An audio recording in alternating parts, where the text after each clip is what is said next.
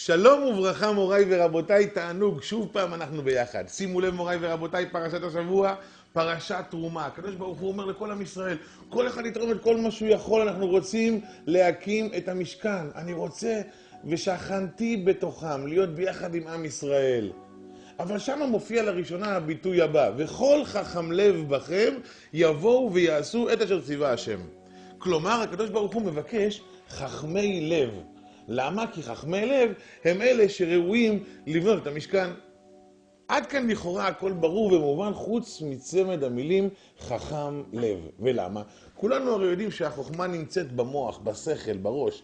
ממתי החוכמה מגיעה ללב? מה ללב ולחוכמה? מה זאת אומרת חכם לב? וזה מופיע חזור ושנו כמה פעמים בפרשיות הקרובות. וזה מופיע וחוזר על עצמו בנביא בביטויים מסוימים, וגם במדרשי חז"ל, בגמרא ובירושלמי, במסכת שקלים. שם מסופר על מרדכי היהודי, שהוא היה אדם מאוד מאוד פיקח, מאוד מאוד חכם, והוא ידע לדבר מחוכמת לב. מה זאת אומרת? מה מיוחד באותה חוכמת לב? האם זו החוכמה הרגילה שאנחנו מכירים? התשובה היא חד משמעית לא. כאשר בן אדם עומד מולך ואומר לך משפט לא ברור, או מנסה להסתיר משהו, אתה צריך הרבה מאוד שכל ומוח בכדי להבין מה מסתתר מאחורי המילים שלו.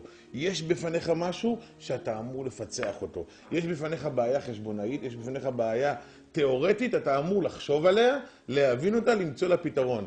חכם לב זה משהו אחר לגמרי.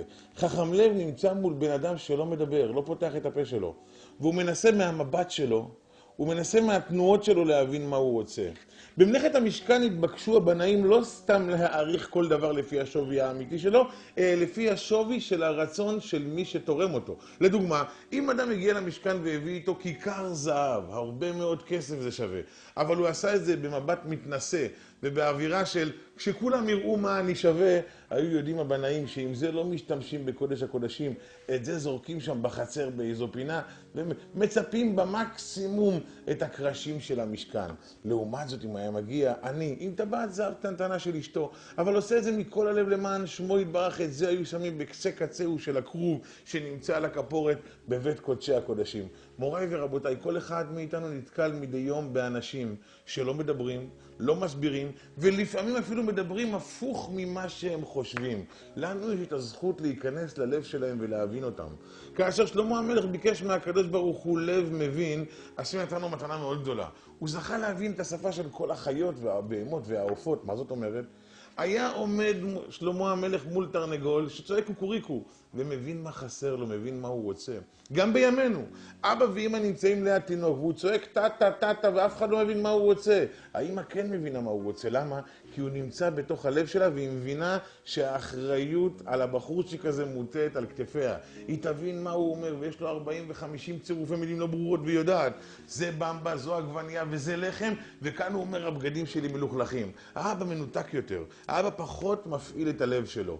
האבא בדרך כלל יש לו הרבה יותר בראש, אבל האמא יש הרבה יותר בתוך הלב. כל אחד מאיתנו שיקבל על עצמו תפקיד קטנטן. לא לתרום כמו בפרשת תרומה זהב וכסף ונחושת. לא כל אחד יכול. לתרום את הרגשות, לתרום את הלב שלנו. לעמוד מול כל הסובבים אותנו ולנסות להבין מה חסר להם, מה מעיק עליהם. הבתים שלנו יהיו בתים אחרים. הנשים שלנו יהיו נשים אחרות, והילדים שלנו יהיו ילדים מוצלחים הרבה יותר. בשמחות ובנחת ובמילוי כל המשאלות. ברוכים תהיו.